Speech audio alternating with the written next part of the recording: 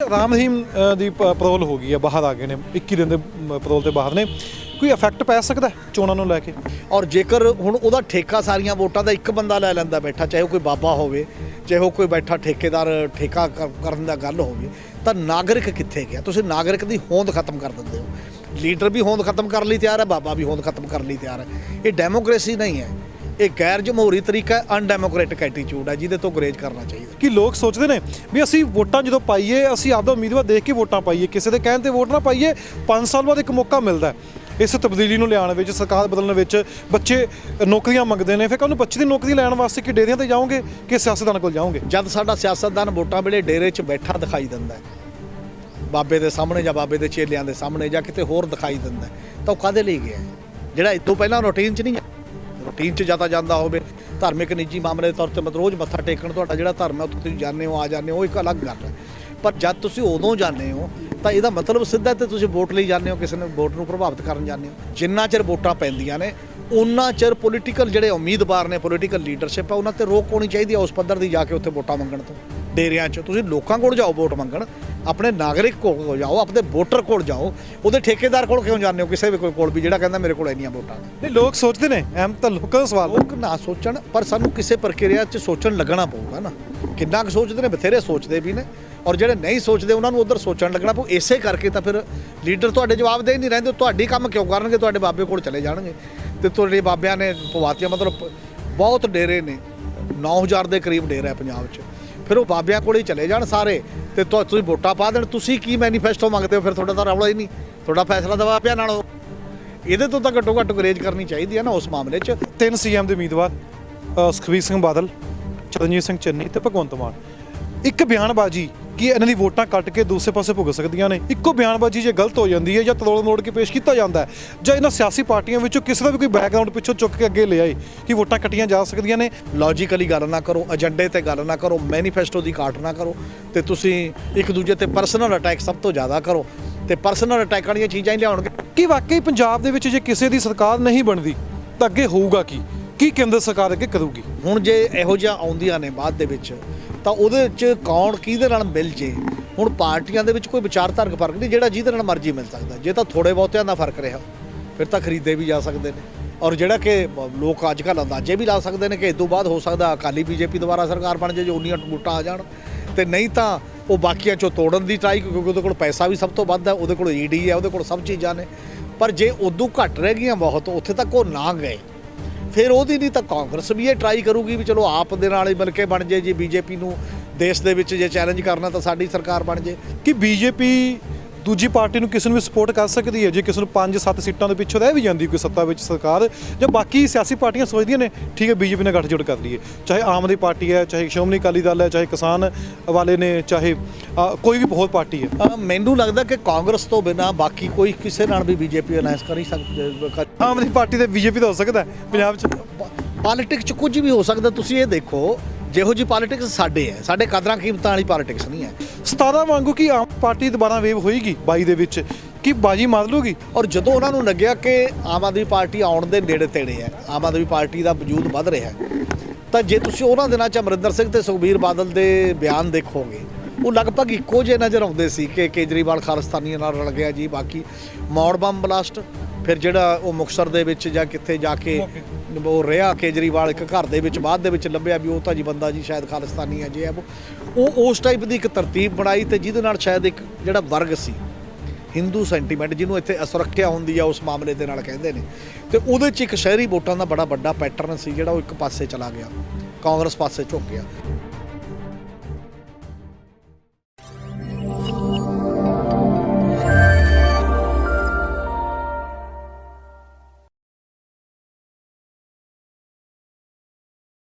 Punjab news ਤੇ ਤੁਹਾਡਾ ਸਭ ਦਾ ਸਵਾਗਤ ਹੈ। ਪੰਜਾਬ ਦੇ ਵਿੱਚ ਚੋਣਾਂ ਦਾ ਸਮਾਂ, ਚੋਣਾਂ ਤੋਂ ਪਹਿਲਾਂ ਹੀ ਕਈ ਸਿਆਸੀ ਉਮੀਦਵਾਰਾਂ ਨੇ ਪਾਰਟੀਆਂ ਛੱਡੀਆਂ ਨੇ, ਦੂਸਰੇ ਪਾਸੇ ਗਏ ਨੇ। ਤਾਂ ਹੁਣ ਸਭ ਤੋਂ ਅਹਿਮ ਸਵਾਲ ਹੈ ਵੋਟਰਾਂ ਦਾ। ਹੁਣ ਵਾਰੀ ਹੈ ਵੋਟਰਾਂ ਦੀ ਕਿ ਕਿਹਨੂੰ ਵੋਟ ਪਾਉਣਗੇ।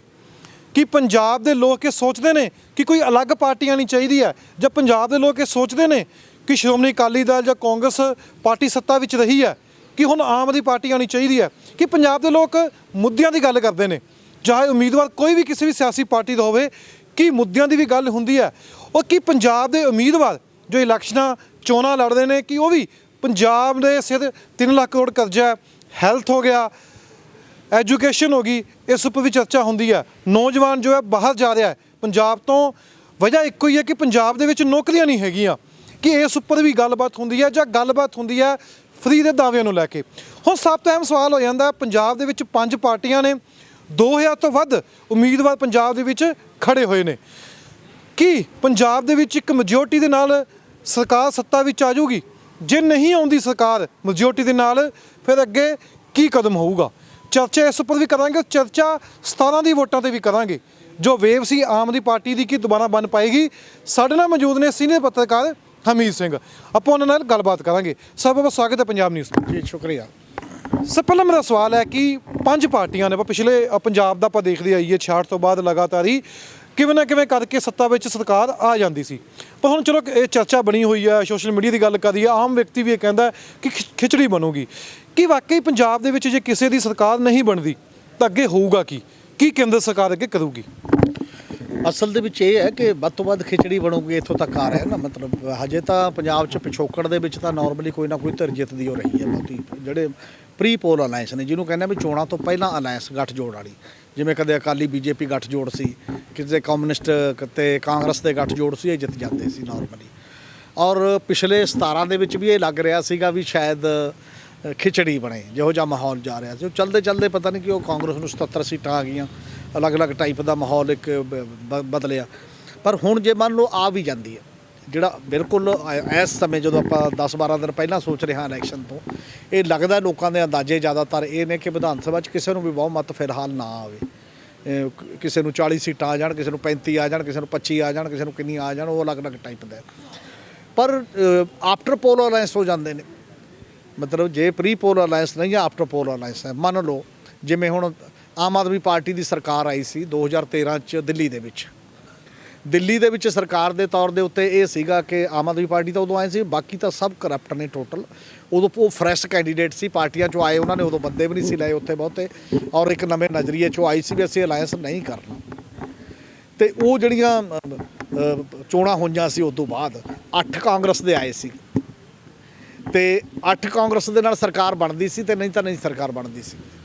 ਔਰ ਕਾਂਗਰਸ ਨੇ ਬਾਹਰੇ 8 ਬੰਦਿਆਂ ਦੀ ਸਪੋਰਟ ਦੇ ਨਾਲ ਕੇਜਰੀਵਾਲ ਦੀ ਜਿਹੜੀ ਪਹਿਲੀ ਸਰਕਾਰ ਬਣੀ, ਕੁਝ ਮਹੀਨਿਆਂ ਦੀ ਸਰਕਾਰ, ਉਹ ਕਾਂਗਰਸ ਦੀ ਬਾਹਰੋਂ ਸਪੋਰਟ ਨਾਲ ਬਣੀ। ਜਦੋਂ ਲੋਕ ਕਹਿੰਦੇ ਸੀ ਤੁਸੀਂ ਤਾਂ ਕਹਿੰਦੇ ਸੀ ਅਲਾਇੰਸ ਨਹੀਂ ਕਰਨਾ, ਤੇ ਉਹ ਕਹਿੰਦੇ ਕਾਂਗਰਸੀ ਕਹਿੰਦੇ ਨੇ ਅਸੀਂ ਦੇ ਰਹੇ ਹਾਂ, ਦੇਖੋ ਜੀ ਸਰਕਾਰ ਬਣਾਉਣ ਤੋਂ ਡਰਦੇ ਨੇ, ਅਸੀਂ ਤੁਹਾਨੂੰ ਜਦੋਂ ਦੇ ਰਹੇ ਹਾਂ ਹਮਾਇਤ ਤੁਸੀਂ ਕਿਉਂ ਨਹੀਂ ਲੈਂਦੇ, ਤੁਸੀਂ ਬੀਜੇਪੀ ਦੀ ਚਾਹੁੰਦੇ ਹੋ, ਤੇ ਅਸੀਂ ਤਾਂ ਇਸ ਕਰਕੇ ਇਹ ਗੱਲ ਕਰ ਰਹੇ ਹਾਂ।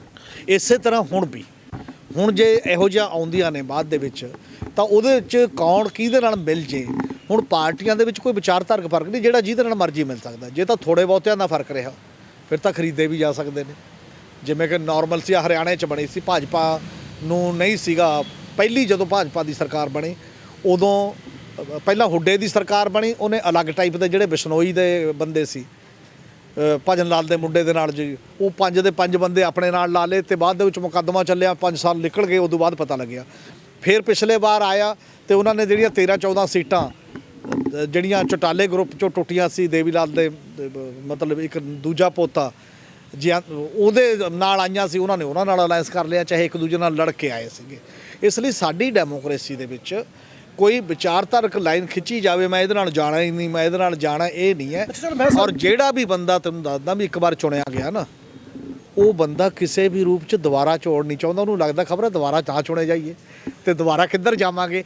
ਇਸ ਲਈ ਵਿਕਣ ਦੀਆਂ ਵੀ ਸੰਭਾਵਨਾ ਜ਼ਿਆਦਾ ਨੇ। ਜੇ ਨਹੀਂ ਵੀ ਵਿਕਦੇ ਤਾਂ ਤਾਕਤ ਦੇ ਵਿੱਚ ਆਉਣ ਦੇ ਲਈ ਅਲਾਇੰਸ ਦੀ ਜ਼ਰੂਰਤ ਹੈ। ਮੈਨੂੰ ਇਹ ਲੱਗਦਾ ਕਿ ਉਸ ਤੋਂ ਬਾਅਦ ਹੋਰ ਟਾਈਪ ਦੇ ਅਲਾਇੰਸ, ਹਾਂ ਉਹ ਅਲਾਇੰਸ ਹੋਏਗਾ ਕਿ ਉਹ ਜਾਏ ਅਜੇ ਨਹੀਂ ਕਿਹਾ ਜਾ ਸਕਦਾ। ਚਲੋ ਗੱਠਜੋੜ ਦੀ ਬਾਅਦ 'ਚ ਗੱਲ ਕਰਾਂਗੇ। ਹੁਣ ਅਹਿਮ ਸਵਾਲ ਇਹ ਹੁੰਦਾ ਕਿ ਕੇਂਦਰ ਸਰਕਾਰ ਕੀ ਕਰੇਗੀ ਜੇ ਖਿਚੜੀ ਬਣ ਜਾਂਦੀ ਹੈ ਪੰਜਾਬ ਦੇ ਵਿੱਚ, ਕੋਈ ਵੀ ਸੱਤਾ ਵਿੱਚ ਸਰਕਾਰ ਨਹੀਂ ਆਉਂਦੀ, ਫਿਰ ਕੇਂਦਰ ਸਰਕਾਰ ਕੀ ਕਰੇਗੀ, ਕੀ ਕਰ ਸਕਦੀ ਹੈ? ਕੇਂਦਰ ਸਰਕਾਰ ਤਾਂ ਦੇਖੋ ਜਿਹੜੀ ਕਰ ਸਕਦੀ, ਆਪ ਇਲੈਕਸ਼ਨ ਲੜ ਰਹੀ ਹੈ ਬੀਜੇਪੀ, ਅਮਰਿੰਦਰ ਸਿੰਘ ਤੇ ਢੀਂਡਸਾ ਗਰੁੱਪ ਦੇ ਨਾਲ ਰਲ ਕੇ। ਔਰ ਜੇ ਤਾਂ ਉਹਨਾਂ ਦੀਆਂ ਇੰਨੀਆਂ ਕੁ ਵੋਟਾਂ ਆ ਜਾਂਦੀਆਂ ਨੇ, ਮਤਲਬ ਸੀਟਾਂ ਆ ਜਾਂਦੀਆਂ ਨੇ ਜਿਹਦੇ ਨਾਲ ਐਂ ਲੱਗਦਾ ਹੋਵੇ ਵੀ ਅਸੀਂ ਉਹ ਕਿਸੇ ਨਾਲ ਮਿਲ ਕੇ ਸਰਕਾਰ ਬਣਾ ਸਕਦੇ, ਤਾਂ ਉਹੀ ਕਰੂਗੀ। ਔਰ ਜਿਹੜਾ ਕਿ ਲੋਕ ਅੱਜ ਕੱਲ੍ਹ ਅੰਦਾਜ਼ੇ ਵੀ ਲਾ ਸਕਦੇ ਨੇ ਕਿ ਇਸ ਤੋਂ ਬਾਅਦ ਹੋ ਸਕਦਾ ਅਕਾਲੀ ਬੀਜੇਪੀ ਦੁਬਾਰਾ ਸਰਕਾਰ ਬਣ ਜਾਏ, ਜੇ ਉਨੀਆਂ ਵੋਟਾਂ ਆ ਜਾਣ, ਤੇ ਨਹੀਂ ਤਾਂ ਉਹ ਬਾਕੀਆਂ 'ਚੋਂ ਤੋੜਨ ਦੀ ਟਰਾਈ, ਕਿਉਂਕਿ ਉਹਦੇ ਕੋਲ ਪੈਸਾ ਵੀ ਸਭ ਤੋਂ ਵੱਧ ਹੈ, ਉਹਦੇ ਕੋਲ ਈਡੀ ਹੈ, ਉਹਦੇ ਕੋਲ ਸਭ ਚੀਜ਼ਾਂ ਨੇ। ਪਰ ਜੇ ਉਦੋਂ ਘੱਟ ਰਹਿ ਗਈਆਂ ਬਹੁਤ, ਉੱਥੇ ਤੱਕ ਉਹ ਨਾ ਗਏ, ਫਿਰ ਉਹਦੀ ਨਹੀਂ ਤਾਂ ਕਾਂਗਰਸ ਵੀ ਇਹ ਟਰਾਈ ਕਰੂਗੀ ਵੀ ਚਲੋ ਆਪ ਦੇ ਨਾਲ ਹੀ ਮਿਲ ਕੇ ਬਣ ਜੇ ਜੀ ਬੀਜੇਪੀ ਨੂੰ ਦੇਸ਼ ਦੇ ਵਿੱਚ ਜੇ ਚੈਲੰਜ ਕਰਨਾ ਤਾਂ ਸਾਡੀ ਸਰਕਾਰ ਬਣ ਜੇ। ਉਹ ਕਿਹਦੇ ਨਾਲ ਸਰਕਾਰ ਬਣਦੀ ਹੈ ਇਹ ਤਾਂ ਉਦੋਂ ਬਾਅਦ ਦੇਖਿਆ ਜਾਏਗਾ, ਪਰ ਐਫਰਟ ਜ਼ਿਆਦਾ ਕਰੇਗੀ ਕਿਉਂਕਿ ਤਾਕਤ ਦੇ ਤੌਰ ਤੇ ਪੈਸੇ ਦੇ ਤੌਰ ਤੇ ਕੇਂਦਰ 'ਚ ਸਰਕਾਰ ਹੋਣ ਦੇ ਕਰਕੇ ਉਹ ਧਿਰ ਜ਼ਿਆਦਾ ਮਜ਼ਬੂਤ ਮੰਨੀ ਜਾਂਦੀ। ਅੱਛਾ ਬੀਜੇਪੀ ਚਲੋ ਕੱਲ ਨੂੰ ਬੀਜੇਪੀ ਦੀ ਸੀਟਾਂ ਆ ਜਾਂਦੀਆਂ ਪੰਜਾਬ ਦੇ ਵਿੱਚੋਂ 10-15 ਜਿੰਨੀਆਂ ਵੀ ਸੀਟਾਂ ਉਹ ਲੈ ਕੇ ਜਾਂਦੇ ਨੇ ਕਿ ਬੀਜੇਪੀ ਦੂਜੀ ਪਾਰਟੀ ਨੂੰ ਕਿਸੇ ਨੂੰ ਵੀ ਸਪੋਰਟ ਕਰ ਸਕਦੀ ਹੈ ਜੇ ਕਿਸੇ ਨੂੰ 5-7 ਸੀਟਾਂ ਦੇ ਪਿੱਛੋਂ ਰਹਿ ਵੀ ਜਾਂਦੀ ਕੋਈ ਸੱਤਾ ਵਿੱਚ ਸਰਕਾਰ, ਜਾਂ ਬਾਕੀ ਸਿਆਸੀ ਪਾਰਟੀਆਂ ਸੋਚਦੀਆਂ ਨੇ ਠੀਕ ਹੈ ਬੀਜੇਪੀ ਨਾਲ ਗੱਠਜੋੜ ਕਰ ਲਈਏ, ਚਾਹੇ ਆਮ ਆਦਮੀ ਪਾਰਟੀ ਹੈ, ਚਾਹੇ ਸ਼੍ਰੋਮਣੀ ਅਕਾਲੀ ਦਲ ਹੈ, ਚਾਹੇ ਕਿਸਾਨ ਵਾਲੇ ਨੇ, ਚਾਹੇ ਕੋਈ ਵੀ ਬਹੁਤ ਪਾਰਟੀ ਹੈ। ਮੈਨੂੰ ਲੱਗਦਾ ਕਿ ਕਾਂਗਰਸ ਤੋਂ ਬਿਨਾਂ ਬਾਕੀ ਕੋਈ ਕਿਸੇ ਨਾਲ ਵੀ ਬੀਜੇਪੀ ਅਲਾਈਅੰਸ ਕਰ ਹੀ ਸਕਦਾ। ਆਮ ਆਦਮੀ ਪਾਰਟੀ ਤੇ ਬੀਜੇਪੀ ਦਾ ਹੋ ਸਕਦਾ ਪੰਜਾਬ 'ਚ, ਪੋਲਿਟਿਕਸ 'ਚ ਕੁਝ ਵੀ ਹੋ ਸਕਦਾ। ਤੁਸੀਂ ਇਹ ਦੇਖੋ ਜਿਹੋ ਜੀ ਪੋਲਿਟਿਕਸ ਸਾਡੇ ਹੈ, ਸਾਡੇ ਕਦਰਾਂ ਕੀਮਤਾਂ ਵਾਲੀ ਪੋਲਿਟਿਕਸ ਨਹੀਂ ਹੈ। ਤੁਸੀਂ ਜੰਮੂ ਤੇ ਕਸ਼ਮੀਰ ਦੇ ਵਿੱਚ ਦੇਖੋ, ਕਸ਼ਮੀਰ ਦੀਆਂ ਜਿਹੜੀਆਂ ਪਾਰਟੀਆਂ ਨੇ PDP, ਨੈਸ਼ਨਲ ਕਾਨਫਰੰਸ, ਜਿਹੜੀਆਂ ਕਸ਼ਮੀਰ ਆਧਾਰਿਤ ਨੇ, ਉਹ ਤੇ ਜਿਹੜੀਆਂ ਜੰਮੂ ਆਧਾਰਿਤ ਨੇ ਬਿਲਕੁਲ ਹਿੰਦੂ ਪਲੱਸ ਮੁਸਲਮ ਬਣਿਆ ਪਿਆ। ਜੰਮੂ 'ਚ ਬੀਜੇਪੀ ਲੈ ਜਾਂਦੀ ਹੈ, ਉੱਥੇ ਉਹ ਜਿਹੜੀਆਂ ਦੁਸ਼ਮਣਾਨਾ ਤਰੀਕੇ ਦੀਆਂ PDP ਤੇ ਬੀਜੇਪੀ ਮਿਲ ਕੇ ਸਰਕਾਰ ਬਣਾ ਸਕਦੀਆਂ ਨੇ, ਜਿਹੜੀਆਂ ਦੁਸ਼ਮਣ ਦੇ ਤੌਰ ਤੇ ਦੇਖੀਆਂ ਜਾਂਦੀਆਂ ਸੀ, ਜਿਨ੍ਹਾਂ ਨੂੰ ਉਹਨਾਂ ਦੀ 370 ਤੋੜਨ ਦਾ ਹਮੇਸ਼ਾ ਹੀ ਏਜੰਡੇ 'ਚ ਲਿਖਿਆ ਹੋਇਆ ਸੀ 370 ਨਾਲ ਅਸੀਂ ਤੋੜਾਂਗੇ, ਤਾਂ ਫਿਰ ਕਿਤੇ ਵੀ ਕੁਝ ਵੀ ਹੋ ਸਕਦਾ। ਇੱਥੇ ਕੋਈ ਬੜੀ ਗੱਲ ਨਹੀਂ, ਇਹ ਅਚਾਨਕ ਵਾਲੀ ਗੱਲ ਨਹੀਂ। ਇਦੋਂ ਵੱਡੇ ਪਲਟੇ ਪਹਿਲਾਂ ਹੀ ਖਾ ਚੁੱਕੀਆਂ ਨੇ ਪਾਰਟੀਆਂ, ਕੋਈ ਨਵੀਂ ਗੱਲ ਨਹੀਂ ਹੈ ਕਿ ਇਹਦੇ ਨਾਲ ਨਹੀਂ। ਅੱਛਾ ਤੁਸੀਂ ਕਹਿੰਦੇ ਵੀ ਕਾਂਗਰਸ ਨੂੰ ਛੱਡ ਕੇ ਪੰਜਾਬ 'ਚ ਬੀਜੇਪੀ ਪਾਰਟੀ ਦੇ ਨਾਲ ਕੋਈ ਵੀ ਪਾਰਟੀ ਸਮਝੌਤਾ ਕਰ ਸਕਦੀ ਹੈ, ਔਰ ਮੈਨੂੰ ਇਹ ਲੱਗਦਾ ਕਿ ਕਾਂਗਰਸ ਨੂੰ ਵੀ ਕੋਈ ਪਤਾ ਨਹੀਂ, ਕਿ ਕਾਂਗਰਸ ਵੀ ਤਾਂ ਹੈ ਕਿਉਂਕਿ ਕਾਂਗਰਸ ਅਜੇ ਦੇਸ਼ ਪੱਧਰ ਦੇ ਉੱਤੇ ਬੀਜੇਪੀ ਦੀ ਰਾਈਵਲ ਮੰਨੀ ਜਾਂਦੀ ਹੈ। ਜੇ ਉਹ ਐਗਰੀਮੈਂਟ ਇਸ ਤਰੀਕੇ ਨਾਲ ਕਰ ਲੈਂਦੀ ਹੈ ਤਾਂ ਉਹਦਾ ਬਾਕੀ ਜਗ੍ਹਾ ਨੁਕਸਾਨ ਹੋਏਗਾ। ਨਹੀਂ ਤਾਂ ਮੈਨੂੰ ਲੱਗਦਾ ਜੇ ਇੱਥੇ ਵੀ ਇਕੱਲਾ ਹੁੰਦਾ ਫਿਰ ਤਾਂ ਕੋਈ ਇੱਥੇ ਵੀ ਕੋਈ ਬੜੀ ਗੱਲ ਨਹੀਂ ਸੀ।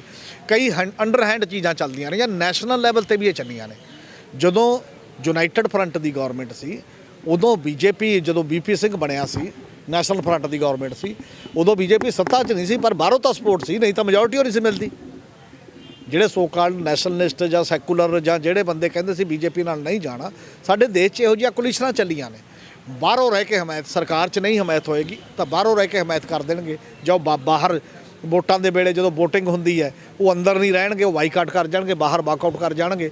ਇਹੋ ਜਿਹੇ ਕਿੰਨੇ ਤਰੀਕੇ ਲੋਕ ਮਤਲਬ ਲੱਭਦੇ ਨੇ, ਪਰ ਉਹ ਤਰੀਕੇ ਲੱਭ ਕੇ ਉਹਨਾਂ ਦਾ ਮਤਲਬ ਹੈ ਕਿ ਹੁਣ ਸੱਤਾ ਦੇ ਕਬਜ਼ਾ ਹੋ ਗਿਆ, ਇੱਕ ਵਾਰ ਕਬਜ਼ਾ ਕਰਕੇ ਰੱਖੀਏ, 5 ਸਾਲ ਬਾਅਦ ਦੇਖਾਂਗੇ ਕੀ ਹੁੰਦਾ। ਅੱਛਾ ਆਮ ਆਦਮੀ ਪਾਰਟੀ ਦੀ ਵੇਵ ਸੀ 17 ਦੇ ਵਿੱਚ ਕਿ ਲੋਕ ਚਾਹੁੰਦੇ ਨੇ ਜਾਂ ਲੋਕਾਂ ਨਾਲ ਗੱਲਬਾਤ ਕਰਨ ਦੀ ਕੋਸ਼ਿਸ਼ ਕਰਨੇ ਆ, ਪਰ ਲੋਕਾਂ ਦੇ ਮਨ ਵਿੱਚ ਵੀ ਕੁਝ ਹੁਣ ਕਹਿੰਦੇ ਨਹੀਂ ਹੋ। ਪਹਿਲਾਂ ਤਾਂ ਚਲੋ ਦੱਸ ਦਿੰਦੇ ਸੀ ਜਾਂ ਅਸੀਂ ਇਹਨੂੰ ਵੋਟ ਪਾਣੀ ਹੈ, ਚਾਚੇ ਨੇ ਕਿਹਾ, ਤਾਏ ਨੇ ਕਿਹਾ, ਪਰ ਹੁਣ ਲੋਕਾਂ ਦੇ ਮਨ ਵੀ ਨੂੰ ਛੇਤੀ ਬੁੱਝਿਆ ਨਹੀਂ ਜਾ ਸਕਦਾ। 17 ਵਾਂਗੂ ਕੀ ਆਮ ਆਦਮੀ ਪਾਰਟੀ ਦੁਬਾਰਾ ਵੇਵ ਹੋਏਗੀ 22 ਦੇ ਵਿੱਚ ਕਿ ਬਾਜੀ ਮਾਰ ਲੂਗੀ? ਦੇਖੋ 17 'ਚ ਬਿਲਕੁਲ ਜਦੋਂ 16 ਦੀ ਮਾਘੀ ਤੇ ਕੇਜਰੀਵਾਲ ਨੇ ਰੈਲੀ ਕੀਤੀ ਹੈ, ਬਹੁਤ ਵੱਡੀ ਰੈਲੀ, ਸਾਰੀਆਂ ਪਾਰਟੀਆਂ ਨੂੰ ਬੜਾ ਇੱਕ ਉਸ ਲੈਵਲ ਦੀ ਗੱਲ ਹੋਈ ਸੀ। ਪਰ ਉਹਦੇ ਮੁਕਾਬਲੇ ਇੱਕ ਗੱਲ ਹੋਰ ਵੀ ਸੀ ਪੋਜ਼ਿਟਿਵ ਕਿ ਅਮਰਿੰਦਰ ਸਿੰਘ ਨੂੰ ਚੀਫ ਮਿਨਿਸਟਰ ਦਾ ਕੈਂਡੀਡੇਟ ਐਲਾਨ ਕਰਕੇ ਉੱਧਰ ਵੀ ਥੋੜੀ ਪੋਜ਼ਿਟਿਵਿਟੀ ਸੀ, ਅਮਰਿੰਦਰ ਸਿੰਘ ਦੇ ਐਂਗਲ ਤੋਂ ਵੀ ਦੋ ਚੱਲਦੀਆਂ ਸੀ। ਔਰ ਜਦੋਂ ਉਹਨਾਂ ਨੂੰ ਲੱਗਿਆ ਕਿ ਆਮ ਆਦਮੀ ਪਾਰਟੀ ਆਉਣ ਦੇ ਨੇੜੇ ਤੇੜੇ ਹੈ, ਆਮ ਆਦਮੀ ਪਾਰਟੀ ਦਾ ਵਜੂਦ ਵੱਧ ਰਿਹਾ ਹੈ, ਤਾਂ ਜੇ ਤੁਸੀਂ ਉਹਨਾਂ ਦਿਨਾਂ 'ਚ ਅਮਰਿੰਦਰ ਸਿੰਘ ਤੇ ਸੁਖਬੀਰ ਬਾਦਲ ਦੇ ਬਿਆਨ ਦੇਖੋਗੇ, ਉਹ ਲਗਭਗ ਇੱਕੋ ਜਿਹੇ ਨਜ਼ਰ ਆਉਂਦੇ ਸੀ ਕਿ ਕੇਜਰੀਵਾਲ ਖਾਲਿਸਤਾਨੀਆਂ ਨਾਲ ਰਲ ਗਿਆ ਜੀ। ਬਾਕੀ ਮੌੜ ਬੰਬ ਬਲਾਸਟ, ਫਿਰ ਜਿਹੜਾ ਉਹ ਮੁਕਤਸਰ ਦੇ ਵਿੱਚ ਜਾਂ ਕਿੱਥੇ ਜਾ ਕੇ ਉਹ ਰਿਹਾ ਕੇਜਰੀਵਾਲ ਇੱਕ ਘਰ ਦੇ ਵਿੱਚ, ਬਾਅਦ ਦੇ ਵਿੱਚ ਲੱਭਿਆ ਵੀ ਉਹ ਤਾਂ ਜੀ ਬੰਦਾ ਜੀ ਸ਼ਾਇਦ ਖਾਲਿਸਤਾਨੀ ਹੈ ਜੇ ਹੈ ਉਹ ਉਸ ਟਾਈਪ ਦੀ ਇੱਕ ਤਰਤੀਬ ਬਣਾਈ ਤੇ ਜਿਹਦੇ ਨਾਲ ਸ਼ਾਇਦ ਇੱਕ ਜਿਹੜਾ ਵਰਗ ਸੀ ਹਿੰਦੂ ਸੈਂਟੀਮੈਂਟ ਜਿਹਨੂੰ ਇੱਥੇ ਅਸੁਰੱਖਿਆ ਹੁੰਦੀ ਆ ਉਸ ਮਾਮਲੇ ਦੇ ਨਾਲ ਕਹਿੰਦੇ ਨੇ, ਤੇ ਉਹਦੇ 'ਚ ਇੱਕ ਸ਼ਹਿਰੀ ਵੋਟਾਂ ਦਾ ਬੜਾ ਵੱਡਾ ਪੈਟਰਨ ਸੀ ਜਿਹੜਾ ਉਹ ਇੱਕ ਪਾਸੇ ਚਲਾ ਗਿਆ, ਕਾਂਗਰਸ ਪਾਸੇ ਝੁਕ ਗਿਆ। ਤੇ ਇਸ ਕਰਕੇ ਸ਼ਾਇਦ ਜੇ ਨਹੀਂ ਤਾਂ ਆਮ ਆਦਮੀ ਪਾਰਟੀ 5-7-10 ਸੀਟਾਂ ਹੋਰ ਜ਼ਿਆਦਾ ਆ ਸਕਦੀਆਂ ਸੀ, 20 ਨਾਲੋਂ 20 ਆਈਆਂ ਨਾ ਇਹਨਾਂ ਨੂੰ, ਤੇ 2 ਬੈਂਸਾਂ ਵਾਲੀਆਂ ਬਾਈਆਂ ਆਈਆਂ ਸੀ, ਤਾਂ ਸ਼ਾਇਦ ਥੋੜ੍ਹਾ ਜਿਹਾ ਪ੍ਰੋਫਾਈਲ ਹੋਰ ਬਣਦਾ। ਤੇ ਹੁਣ ਅਜੇ ਅਲੱਗ ਟਾਈਪ ਦੀ ਹੈ, ਅਜੇ ਐਂਟੀ ਕੰਬੈਂਸੀ ਜਿਹੜੀ ਆ ਹੁਣ ਕਾਂਗਰਸ ਦੇ ਖਿਲਾਫ ਹੈ, ਜਿਹੜੀ ਪਹਿਲਾਂ ਮਤਲਬ ਅਕਾਲੀਆਂ ਦੇ ਖਿਲਾਫ ਸੀ 10 ਸਾਲ ਦੇ ਰਾਜ ਦੇ ਵਿੱਚ। ਹੁਣ ਅਕਾਲੀ ਇਹ 5 ਸਾਲ ਦੇ ਵਿੱਚੋਂ ਉੱਭਰਨ ਦੀ ਟਰਾਈ ਕਰ ਰਹੇ ਨੇ। ਅਜੇ ਬਹੁਤੇ ਉੱਭਰੇ ਤਾਂ ਨਹੀਂ ਦਿਖਾਈ ਦਿੰਦੇ, ਪਰ ਉਹਨਾਂ ਦੇ ਕੈਂਡੀਡੇਟ 2-3 ਮਹੀਨਿਆਂ ਤੋਂ ਲੱਗੇ ਹੋਏ ਨੇ ਪਹਿਲਾਂ ਨਾੜ ਕੇ ਕਿੰਨਾ ਉੱਭਰ ਸਕਦੇ ਨੇ, ਕਿੰਨਾ ਵੋਟ ਕੰਸੋਲੀਡੇਟ ਕਰ ਸਕਦੇ ਨੇ। ਤੇ ਦੂਜੀ ਗੱਲ ਕਾਂਗਰਸ ਦਾ ਕੁਐਸਚਨ ਹੈ, ਕਾਂਗਰਸ ਚੰਨੀ ਨੂੰ ਬਣਾ ਕੇ ਜਿਹੜਾ ਇੱਕ ਟਾਰਗੇਟ ਉਹਦੇ ਦਿਮਾਗ ਦੇ ਵਿੱਚ ਹੈ ਕਿ ਦਲਿਤ ਸੈਕਸ਼ਨ ਸ਼ਾਇਦ ਥੋੜ੍ਹਾ ਕੁਛ ਪਰਸੈਂਟੇਜ ਵੋਟ ਵੱਧ ਜੇ ਤਾਂ ਅਸੀਂ ਉਹਦੇ ਨਾਲ ਆਪਣਾ ਸਕਸੈਸ ਹੋ ਸਕਾਂਗੇ। ਤੇ ਬੀਜੇਪੀ ਇਹ ਪਹਿਲੀ ਵਾਰ ਫਨੋਮਨਾ ਹੈ ਕਿ ਬੀਜੇਪੀ ਵੱਡੀ ਪਾਰਟੀ ਦੇ ਤੌਰ ਤੇ ਸੱਤਾ ਦੇ ਵਿੱਚ ਆਈ ਹੈ। 65 ਸੀਟਾਂ ਉਹ ਲੜ ਰਹੀ ਹੈ, ਬਾਕੀ ਅਮਰਿੰਦਰ 37 ਤੇ ਬਾਕੀ ਢੀਂਡਸੇ ਉਹ ਨਹੀਂ ਲੜ ਰਹੇ ਨੇ। ਔਰ ਇਹ ਕੁਝ ਨਵੀਆਂ ਚੀਜ਼ਾਂ ਵੀ ਹੋਈਆਂ ਨੇ ਨਾ ਇਹ ਉਸ ਪੱਧਰ ਦੇ ਉੱਤੇ। ਔਰ ਇਹਨਾਂ ਸਾਰੀਆਂ ਦੇ ਦੌਰ ਦੇ ਵਿੱਚ ਹੁਣ ਹਜੇ ਅਗਲੇ ਦਿਨ ਬਹੁਤ ਕਰੂਸ਼ਲ ਨੇ। ਬਿਲਕੁਲ ਬਿਨਾਂ ਸ਼ੱਕ ਲੋਕਾਂ ਨੂੰ, ਪੰਜਾਬ ਦੇ ਲੋਕ ਪਿਛਲੇ 15 ਸਾਲਾਂ ਤੋਂ ਇਹ ਤਾਂ ਦੇਖਦੇ ਹੀ ਨੇ ਕਿ ਬਦਲ ਚਾਹੀਦਾ। ਟ੍ਰੈਡੀਸ਼ਨਲ ਪਾਰਟੀਆਂ ਤੋਂ ਤੰਗ ਨੇ ਉਹ, ਅਕਾਲੀ ਕਾਂਗਰਸ ਤੋਂ ਬੁਰੀ ਤਰ੍ਹਾਂ ਤੰਗ ਨੇ, ਇਹ 'ਚ ਕੋਈ ਦੋ ਰਾਮਾ ਨਹੀਂ ਹੈ। ਇਹ 2012 ਦੀ ਚੋਣ ਤੋਂ ਲੈ ਕੇ ਫਿਰ 2017 ਦੀ ਚੋਣ ਤੋਂ ਲੈ ਕੇ ਫਿਰ ਅੱਜ ਤੱਕ ਉਹ ਕਿਸੇ ਨਾ ਕਿਸੇ ਮੈਨੇਜਮੈਂਟ ਦੇ ਤਹਿਤ ਉਹ ਇੱਧਰ ਉੱਧਰ ਨਿਕਲ ਜਾਂਦੇ ਨੇ ਕੋਈ ਨਾ ਕੋਈ। ਪਰ ਹੁਣ ਕੁਐਸਚਨ ਇਹ ਪੈਦਾ ਹੁੰਦਾ ਕਿ ਬਦਲ ਕੀ ਬਦਲ, ਚਿਹਰੇ ਦਾ ਬਦਲ ਹੀ ਕੀ ਬਦਲ, ਪਾਰਟੀ ਦਾ ਬਦਲ, ਜਾਂ ਬਦਲ ਕੋਈ ਏਜੰਡੇ ਦਾ। ਲੋਕ ਕੀ ਸੋਚਦੇ ਨੇ, ਚਿਹਰਾ ਬਦਲਣਾ ਚਾਹੀਦਾ, ਉਮੀਦਵਾਰ ਆਪਣੇ ਹਲਕੇ 'ਚ ਬਦਲ ਦੇਣ ਕਿ ਪੰਜਾਬ 'ਚ ਸੱਤਾ ਬਦਲ ਦੇਣ?